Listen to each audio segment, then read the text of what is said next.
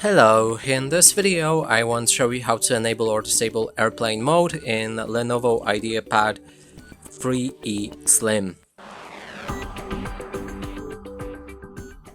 And to do this, first we'll need to click on our Wi-Fi, sound and battery settings. Then there's airplane mode that you can activate or deactivate. Next way to do it is to click on your start, then move to the settings.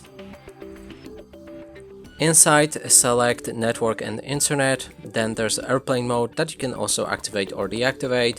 But inside, if we enter those options, we can enable certain things like Wi-Fi or Bluetooth when we're in that mode.